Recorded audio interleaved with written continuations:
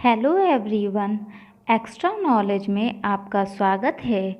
यहाँ पर आपको UP TET, C TET, super TET, UP triple SC और यूजीसी नेट जीआरएफ से संबंधित प्रैक्टिस सेट मिलेंगे। तो आज हम आपके लिए लाए हैं यूजीसी नेट जीआरएफ का समाजशास्त्र का प्रैक्टिस सेट नंबर 1। तो आइए शुरू करते हैं अपना practice set number 1। Question number 1, जब दूसरे लोगों की संस्कृति की निंदा करने की अपेक्षा सांस्कृतिक मतभेदों के प्रति आदर की अभिवृत्ति रखते हैं तो इसे कहा जाता है। ऑप्शन ए सांस्कृतिक विविधता, ऑप्शन बी सांस्कृतिक सापेक्षवाद, ऑप्शन सी निर्जातिकरण देखता और ऑप्शन डी सांस्कृतिक सार्वभौमिकताएं। तो यहाँ पे आपका आंसर होगा ऑप्शन बी सांस्कृतिक सापेक्षवाद। तो आइए देखते हैं सांस्कृतिक सापेक्षवाद क्या होता है। सांस्कृतिक सापेक्षवाद यह विचार है कि सभी मान्यताएं, रीति रिवाज और नैतिकता अपने स्वयं के सामाजिक संदर्भ में एक व्यक्ति से संबंधित है। अगर दूसरे शब्दों में बात की जाए तो सही और गलत संस्कृति विशेष है। जो एक समाज में नैतिक माना जाता है हो सकता है वह दूसरे समाज में अनैतिक माना जाए, और क्योंकि नैतिकता का कोई सार्वभौमिक मापदंड अस्तित्व में नहीं है, इसीलिए किसी के पास दूसरे के समाज के रीति रिवाजों की जांच करने का कोई भी अधिकार नहीं है। यही हमारा सांस्कृतिक सापेक्षवाद है। आइए अब आगे बढ़ते हैं अपने क्वेश्चन नंबर 2 पर। एक व्यक्ति डॉक्टर है, वह अपने मरीजों का उपचार करता है, उन्हें आहार बताता है, कंपाउंडर द्वारा दवाइयों के वितरण तथा क्लिनिक की सफाई के काम इत्यादि देखता है। डॉक्टर की ये क्रियाएं बनाती हैं। ऑप्शन ए परिस्थिति समुच्चय, ऑप्शन बी भूमिका समुच्चय, ऑप्शन सी बहुविधि परिस्थितियां या ऑप्शन डी बहुविधि भूमिकाएं। तो यहाँ पे आपका आंसर होगा ऑप्शन ए परिस्थिति समुच्चय। आइए अब जानते हैं परिस्थिति समुच्चय क्या होता है। यह एक विशिष्ट सामाजिक परिस्थिति के साथ जुड़ी हुई भूमिका के समुच्चय को भूमिका पुंज अथवा परिस्थिति समुच्चय कहते हैं। इसकी अवधारणा का प्रयोग आर.के. मर्टन ने किया था। आइए अब आगे बढ़ते हैं अपने क्वेश्चन नंबर 3 की ओर। निम्नलिखित में से किसने अमूर्त और सामान्यीकृत अवधारणाओं के समुच्चय से सामाजिक व्यवस्था का वर्णन करने के लिए समाजशास्त्रीय परिप्रेक्ष्य का प्रतिपादन किया है। Option A Talcott Parsons, option B Emile Durkheim या ऑप्शन सी रॉबर्ट मर्टन या ऑप्शन डी रॉल्फ लिंटन। तो यहाँ पे आपका आंसर होगा ऑप्शन ए टॉलकॉट पार्सन्स। आइए अब इसकी व्याख्या देखते हैं। टॉलकॉट पार्सन्स के अनुसार कोई भी व्यवस्था तब तक जीवित रह सकती है जब तक वह 4 प्रकार्यात्मक आवश्यकताओं की पूर्ति करती रहेगी, जो इस प्रकार है। अनुकूलन, नंबर 2 लक्ष्य उपलब्धि, नंबर 3 एकीकरण तथा नंबर 4 प्रतिमान अनुरक्षण। तो टॉलकॉट पार्सन कहते हैं कि कोई भी व्यवस्था समाज में जो है वो जब तक इन चारों चीज़ों को, नंबर 1 अनुकूलन मतलब भौतिक, सामाजिक या सांस्कृतिक अनुकूलन को जब तक वो नहीं कर पाएगी, अनुकूल नहीं कर पाएगी, तब तक वो जीवित नहीं रह सकती। दूसरा उन्होंने बताया लक्ष्य प्राप्ति, मतलब सामाजिक व्यवस्था का दूसरा कार्य होगा जो भी हमारी आवश्यकताएं हैं उनसे ही संबंधित हमारे चीज़ें होनी चाहिए जिससे हमारे लक्ष्य की प्राप्ति होती रहे।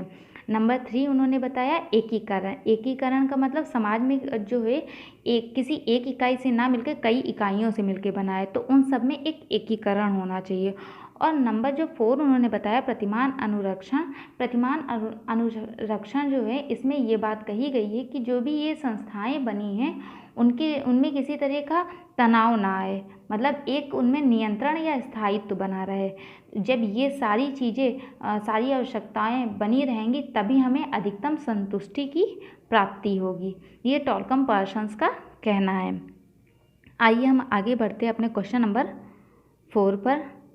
निम्नलिखित में से किसने यह कहा है कि भूमिका परिस्थिति का गतिशील पहलू है? Option A R.K. Merton, option B M. Sherif, option C R. Linton या ऑप्शन डी एलिस के रोसी। तो यहाँ पे आपका आंसर होगा ऑप्शन सी R. लिंटन। आइए हम अब आगे बढ़ते हैं व्याख्या की तरफ इसकी।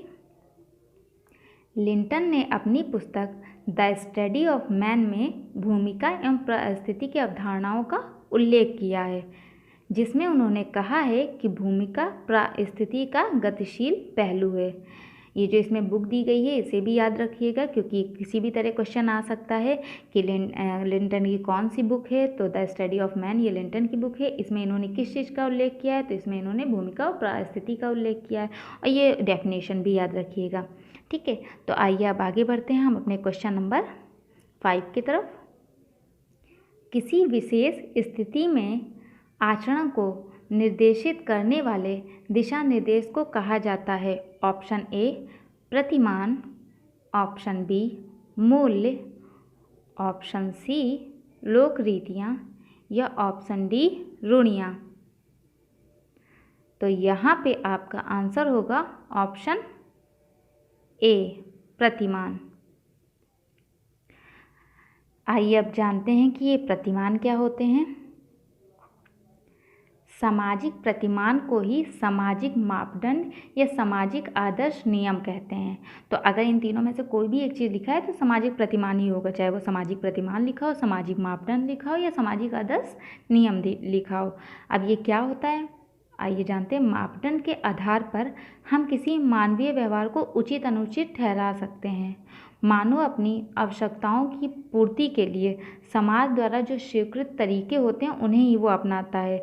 इसे ही मापदंड या प्रतिमान कहेंगे। जैसे उदाहरण में जनरीतियाँ, रूढ़ियाँ, प्रथाएं व लिखित कानून, ये सब क्या है? ये समाज के एक मापदंड या एक प्रतिमान है, जिसके अनुरूप ही इंसान अपने आप को चलाता है। इसके विपरीत जाता है तो वो उसे जो संसार है या जो भी सामाजिक व्यवस्था है उससे वो अपने आप को अलगाव महसूस करता है, क्योंकि लोग उसे स्वीकार नहीं करते हैं। तो हर व्यक्ति जो समाज में रहना चाहता है वो इन सामाजिक प्रतिमानों या मापदंडों को ही लेकर चलता है। तो आइए अब आगे बढ़ते हैं अपने क्वेश्चन नंबर 6 की तरफ। निम्नलिखित में से किसने सामाजिक जीवन को समझने के लिए सामाजिक क्रियाओं का 4 भागों में वर्गीकरण विकसित किया है? Option A Emile Durkheim, option B Talcott Parson, option C Max Weber या ऑप्शन डी अगस्ट काम्टे। तो यहाँ पे आपका आंसर होगा मैक्स वेबर। आइए अब इसकी व्याख्या की तरफ आगे बढ़ते हैं। मैक्स वेबर ने ही सामाजिक क्रिया का सिद्धांत दिया है। इन्होंने कहा है कि जब क्रिया के कर्ता या कर्ताओं द्वारा जो लगाए गए व्यक्तिपरक अर्थ के अनुसार क्रिया में दूसरे व्यक्तियों की मनोवृत्ति तथा क्रियाओं का भी समावेश हो, तभी वो सामाजिक क्रिया कही जाएगी। मतलब अगर हम किसी चीज़ को अगर लागू करते हैं या कोई व्यवस्था लागू करते हैं तो जो चीज़ें हमने सोची वही अभिव्यक्ति जब दूसरे व्यक्ति की होगी तभी वो सामाजिक मानी जाएगी, वरना वो स्वयं की क्रिया कही जाएगी, ना कि किसी और की क्रिया। सामाजिक क्रिया का मतलब है कि सभी लोग उस क्रिया को माने। ठीक है, तो वेबर ने के अनुसार सामाजिक क्रिया 4 प्रकार की होती है। एक बुद्धिसंगत या तार्किक क्रिया, नंबर 2 भावात्मक या प्रभावात्मक क्रिया, नंबर 3 मूल्यांकनात्मक क्रिया या नंबर 4 परंपरानुगत क्रिया। तो जो इन्होंने बात की है बुद्धि संगत या तार्किक क्रिया, तो इसमें इन्होंने कहा है कि इस योजना के अनुसार जो भी लक्ष्य या साधन है उनको पूर्ण ध्यान में रखा जाए। ठीक है, दूसरा इन्होंने बात की है भावनात्मक या प्रभावात्मक क्रिया की। तो इस क्रियाओं में वो आवेग या संवेगों से प्रभावित होती हैं। जैसे व्यक्ति में कई प्रेम, शत्रुता, घृणा, क्रोध आदि संवेग होते हैं, तो कभी कदार व्यक्ति ऐसी क्रियाएं कर देता है जिससे उसे बाद में में पछताना पड़ता है। तो ये इसके लिए मस्तिष्क को ऐसी स्थितियाँ ऐसे सचेत होना चाहिए कि हम कभी भी ऐसा ना बोले जो हमें बाद में पछताना पड़े, वरना ये सामाजिक क्रिया में नहीं लिया जाएगा। ठीक है। नंबर 3, मूल्यांकनात्मक क्रिया।